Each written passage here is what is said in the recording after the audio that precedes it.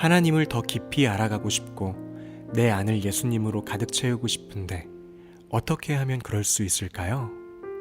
작년과 비교했을 때 내 믿음은 제자리 걸음인 것 같고 혹은 더 퇴보한 것처럼 느껴질 때도 있는데 이것을 극복할 수 있는 방법이 있을까요?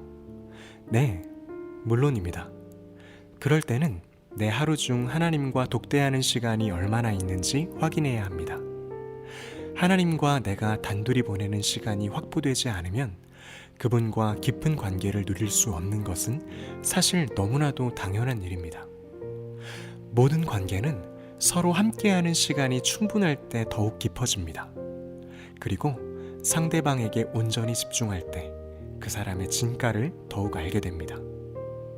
어떤 대상과 교제하는 방식이 내 바쁜 일상을 보내다가 짬이 날 때 문자 메시지를 주고받는 것이 전부라고 생각해 보세요.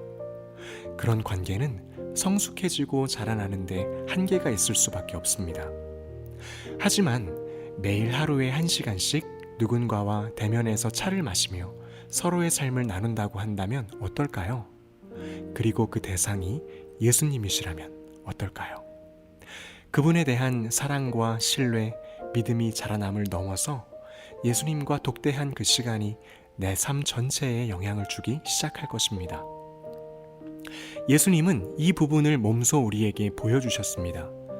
마가복음 1장 35절에 보면 예수님께서 이른 새벽 아직 날이 밝기 전에 한적한 곳을 찾아가셔서 기도하셨다라고 기록되어 있습니다.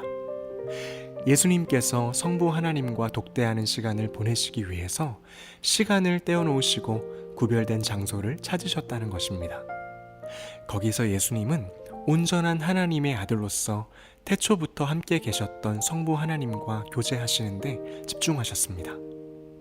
그리고 나서야 제자들과 함께 사명의 자리로 돌아가셔서 우리의 구원자로서의 일들을 감당하셨습니다. 이것은 예수님께서 하나님과 단둘이 보내는 시간을 얼마나 중요하게 여기셨는지 우리로 하여금 알게 해줍니다. 지난 늦가을에 딸과 제가 둘이 몇 시간을 함께 보내야 하는 날이 있었습니다. 제게 주어진 시간은 몇 시간이었지만 그날만큼은 하루 전체를 사용해서 아이의 아빠로서만 온전히 살아보자 라는 마음으로 딸의 손을 잡고 동물원에 갔습니다.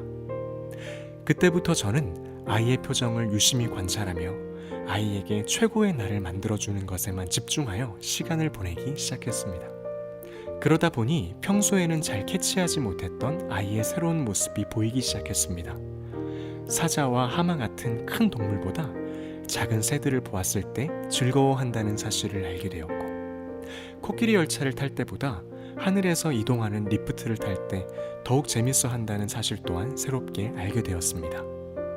저는 그렇게 하루를 온전히 아이에게 내어줌으로써 딸과 더욱 친밀한 관계를 얻게 되었습니다.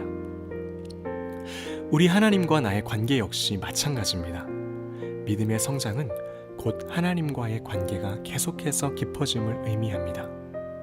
육신의 정욕을 제어하고 악한 영이 주는 생각들을 물리치며 언제나 내면의 평안함과 고요함 가운데에 머무를 수 있는 힘의 근원은 나를 위하여 십자가에 달려 죽으시고 부활하신 예수님과의 인격적인 관계에 있습니다.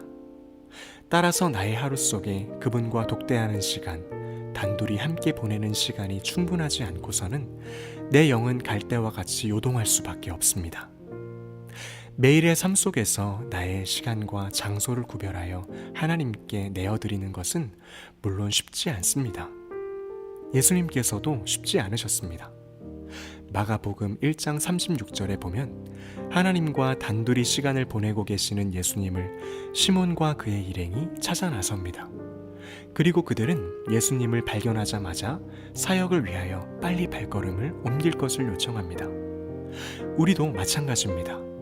우리의 삶은 너무나도 바쁘고 피곤하며 분주한 일들로 가득 차 있습니다.